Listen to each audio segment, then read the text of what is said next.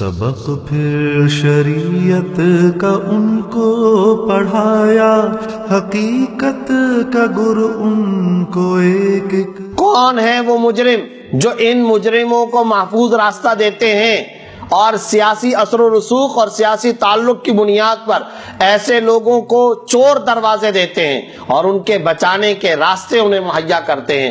ایسے لوگوں کو سامنے لانا چاہیے، ایسے لوگوں کے خلاف کارروائی ہونی چاہیے۔ تو کرنے کے کام یہ ہیں، قصاص نافذ کریں، شرعی سزائیں نافذ کریں، یہ ہیں اصل کرنے کے کام۔ اچھا، ان تمام باتوں سے ہٹ کر اسکولوں کے اندر جنسی تعلیم دی جائے۔ میرا سوال آپ سے یہ ہے، جس ملک میں اسکولوں کے اندر بچوں کو جنسی تعلیم دی جاتی ہے، کیا وہاں بدکاری کے دروازے بند ہو گئے ہیں؟ سب سے بڑا علمبردار جہاں اسکولوں کے اندر جنسی تعلیم دی جاتی ہے وہ امریکہ ہے۔ تو کیا امریکہ کے اندر زنا بالجبر ختم ہو چکا ہے؟ کیا بدکاری کے دروازے ختم ہو چکے، بند ہو چکے؟ کیا وہاں زیادتیاں ختم ہو چکی ہیں؟ اگر جا کر کے کرائم کا ریشو اور ریکارڈ نکالیں تو وہ ٹاپ پر آپ کو نظر آئے گا۔ پتہ یہ چلا اگر نظام کا سدھار چاہیے تو وہ وحی کی روشنی میں، محمد الرسول اللہ صلی اللہ علیہ وسلم کی تعلیمات کی روشنی کے اندر آپ کو ملے گا، ادھر ادھر بھٹکنے سے آپ کو نہیں ملے گا۔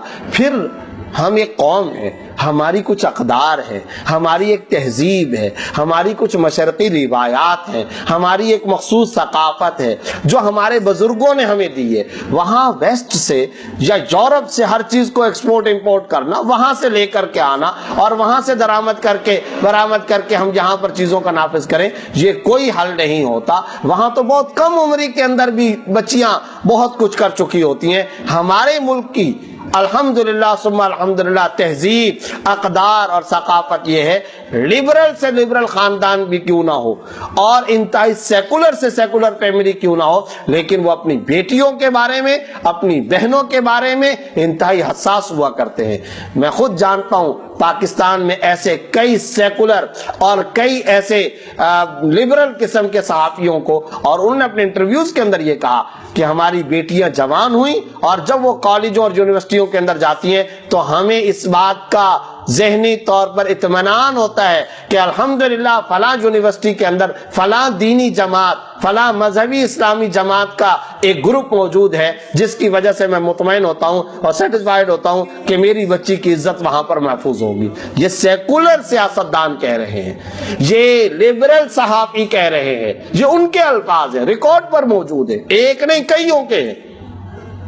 چنانچہ ہمارے ہاں چھوٹی چھوٹی عمروں کی بچیوں کے بارے میں وہ سارے کام اور وہ سارے افعال اور وہ ساری حرکات جو ویسٹ کے اندر، جو یورپ اور امریکہ کے اندر ہوتی ہیں، وہ یہاں نہیں چل سکتی ہیں۔ اگر اس طرح کی تعلیمات یا اس طرح کے قوانین کو آپ نے یہاں لانے کی کوشش کی تو اور زیادہ پیچیدگیاں پیدا ہوں گی، اور زیادہ مسائل پیدا ہوں گے۔ گراؤنڈ ریالٹی کو دیکھیں، اس کا شعور پیدا کریں، لوگوں کے تحفظات کو سمجھیں، لوگوں کے ذہنوں کو سمجھیں۔ اشرافیہ کے طبقے میں سے چند سیکولر افراد یا چند ایسی این جی اوز جو باہر کی فنڈنگ پر چلیں، ہم ان کے کہنے پر اپنی تمام گلی محلے کی سوچ کو، اپنے تمام گراس روٹ لیول کے عوام الناس کو ہم یہ سمجھ رہے ہیں کہ انہوں نے اپنے ذہنی تصورات کو بدل دیا ہوگا اور انہوں نے اپنی ذہنی اقدار کو بدل دیا ہوگا، اپنی کمیونٹی، اپنے قبائل اور اپنی برادری اور اپنے تمام کے تمام علاقائی سسٹم اور نظام کو بالائے طاق رکھ کر کے وہ ہماری تعلیمات اور ہمارے قوانین پر آ جائیں گے۔ ایسا ہرگز نہیں ہونے والا، حالات مزید خراب ہو جانے کا خطرہ ہے۔ آپ نے دیکھ لیا حال ہی کے اندر ختم نبوت کے حوالے سے کیا ہوا۔ اس مملکت خداداد پاکستان کے اندر کچھ باہر کے لوگوں کی مشاورت پر حلف نامے کو اقرار نامے سے تبدیل کرنے کی کوشش کی گئی۔ یہ شق ہٹا دو، 7C ہٹا لو، 7B کو رکھ لو، اس کو ہٹاؤ، اس کو نکالو، کیا نتیجہ نکلا؟ بتائیے کیا نتیجہ نکلا؟ کیا ملک جام نہیں ہو گیا؟ کیا ملک کے اندر چاروں طرف عدالتوں کے اندر لوگ نہیں گئے؟ کیا سڑکوں پر لوگ نہیں آئے؟ کیا لوگوں نے احتجاج نہیں کیا؟ کیا اسمبلیوں کے اندر شور نہیں اٹھا؟ کیا خود اسمبلی کے ارکان نے اس کے اوپر آواز نہیں بلند کی؟ کیا سینٹ کے ارکان نے اس پر صدائے احتجاج نہیں بلند کیے؟